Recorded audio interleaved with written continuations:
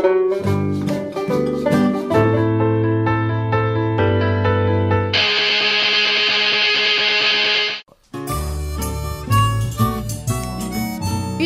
dans les films d'amour, autant que dans les films d'horreur, de suspense et de comédie, la musique sait nous faire voyager dans son univers et parfois sans même que nous en soyons conscients. En effet, certains chercheurs ont réussi à montrer les effets que cet art produit sur le cerveau humain.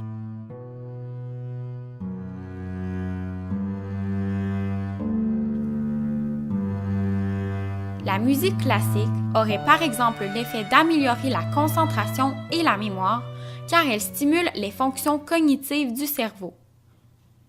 Certains psychologues ont également démontré que ce style de musique permettrait d'améliorer la dégénération de certaines maladies telles que le Parkinson et l'aphasie.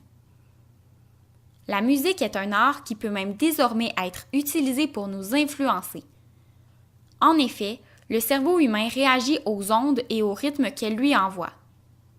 Des gérants de commerce et de compagnie l'utilisent par exemple pour forcer inconsciemment un consommateur à acheter un produit grâce à la vitesse d'un tempo.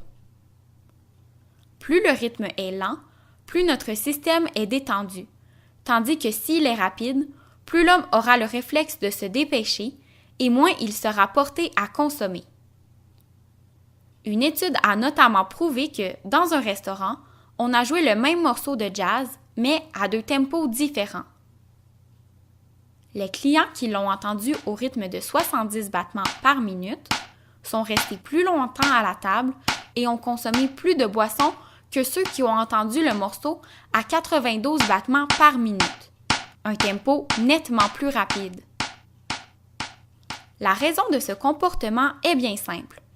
Les chercheurs ont remarqué que les gens ont tendance à ajuster le tempo d'une musique à 70 battements par minute car c'est la moyenne du rythme auquel le cœur de l'être humain bat. Ce serait donc presque comme une source de réconfort pour nous d'avoir un tempo de cette longueur. Bref, peu importe qui on est ou d'où on vient, la musique a des effets que nous ne pouvons contrôler, autant sur notre cerveau que sur notre corps. C'est peut-être même la raison pour laquelle elle est si rassembleuse.